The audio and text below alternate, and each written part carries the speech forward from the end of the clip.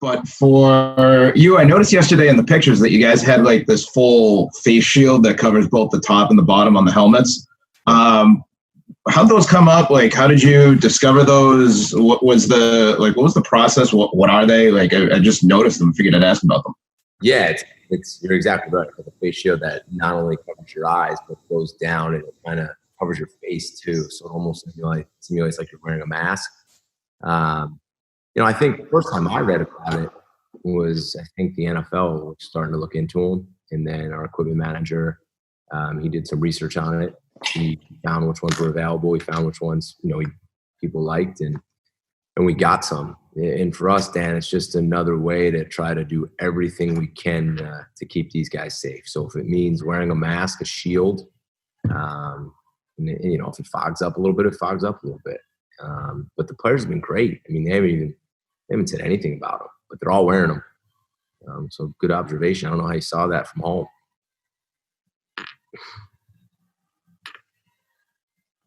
We'll go next to Andy. Hi, Jeff. Andy Backstrom here from Eagle Action. Yesterday, when you were talking about practices, you said the team's going to take more of the NFL OTA approach with hard days and then slow days. What do you mean by a slow day? What's the kind of routine with that? Could you just walk us through a little bit of what you do for a day that's like today? Yeah, no, good question, because I really didn't explain it very well yesterday. So that was today. 'Cause yesterday we had a pretty hard practice, long practice, good practice. We're trying to make sure everybody's ready. And we don't think that everybody's ready to do 2 or 3 of those in a row right now. So today was a lot shorter, way shorter. The periods were cut, the plays were cut. And I wanted everything to look fast, feel fast, the urgency on and off the field, the bend, the pad level, the eyes, the angles, the leverage. But I didn't want it to be a full speed. I wanted it to be more of a 3/4 glide, where, we were kind of trying to limit the acceleration, the deceleration, just to get our bodies, more ready to play the game. You still get the mental reps. You still get great film and great practice. We had some great work in today, but it really takes off, it takes off a lot of load on the players' bodies. Does that help you out there? Thank you. Any other questions for Jeff? Go ahead, Andy. So I think it was last week, Albert Breer put out a piece in the Monday Morning Quarterback that had mentioned you were talking to your old boss and Kyle Shanahan and how you were giving him some advice with the 49ers of what pro teams can do to prep for COVID-19 protocol and everything like that. I was just wondering if you've talked to other coaches within the ACC or other college coaches just to kind of bounce ideas off of each other, and if that's been something that you guys have been doing too. Yeah, I mean, I've talked to my friends kind of at every level. I mean, it started off in San Francisco. I was talking to one of the coordinators, and we were bouncing ideas off each other. Then, Kyle and I were on FaceTime, and he said, "Hey, how'd you do that?" And I said, "Yeah, you like the idea, and it's whether I'm on the phone yesterday with another college coach or an NFL friend. I think we all have to work together on this. If anybody's hiding on any ideas on how to stay healthy or do things the right way, I think that's wrong. So I think everybody's kind of piece this together the best we can, because no one knows how to do this the right way. We're all trying the best we can. So I'd hope most coaches in the country are sharing. I certainly have been trying to. We'll go next to Dan Rubin. Coach, when we talked to Jalen Gill when he got his eligibility waiver, I know we talked to him about the concept of playing wide receiver and running back. First, how do you foresee him? I know I asked yesterday to Hunter Long about his skill set, but how do you see his skill set and the concept of a slot back? Just how has that kind of evolved through your understanding of how hybrid players who can play multiple positions operate? Sure. Well, Jalen's a guy who has played some running back. He's played some wide receiver. He's played on the outside. He's played on the inside.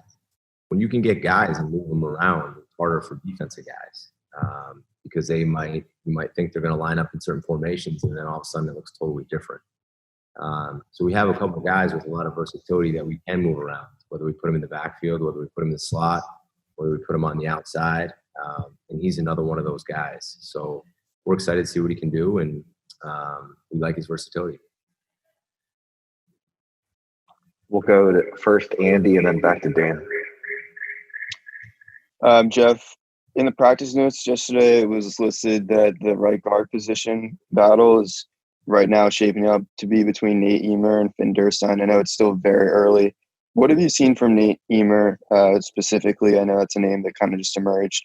Finn Durstein's more of a four-star recruit that people have had their eye on for a long time. But what have you seen from Nate that has kind of emerged to have him in this battle for the right guard position? Yeah, I think both of those guys you mentioned, along with, Christian Mahogany, all those guys are kind of battling for that job. Nate's done a good job of working with Coach Applebaum. He's a tough kid. He works really hard. He's worked really hard in the weight room. He's worked really hard in the film room with Coach Applebaum, who does a really great job with all those guys. So that group was that's a great group. I mean, you just watch them. They're out there right now. They're still together. It's a really tight group that works really hard. And whoever winds up winning that position, I know they'll do a great job. And whoever doesn't, they'll probably at some point have to step up and play this year, because you guys know how it goes on the O-line. But Nate's he's done everything we've asked right now. Go next to Dan. Kind of along that line with the offensive line and some of the position battles that are in there. But from a position battle, do you look for a certain skill set in there, or do you look for guys who that you can fit into certain areas and different qualities they might have? Well, I think in anything, you're looking for the guy that you trust the most and can get the job done within the scheme, who can execute within the offense or the defense at the highest level, at the most consistent level, and gives us the best chance to win.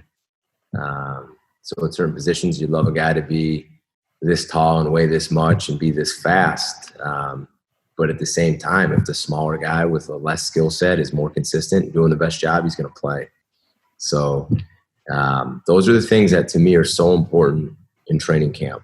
You get so many reps and there's so much competition where, who can be the consistent guy who gets his job done every single day that you can count on when you're getting ready to play the game. Thanks.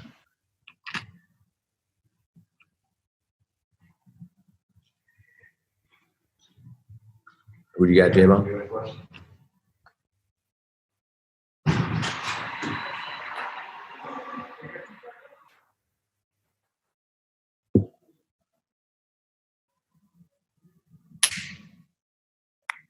Kevin, one last try. Do you have a question? Kevin, you got a question?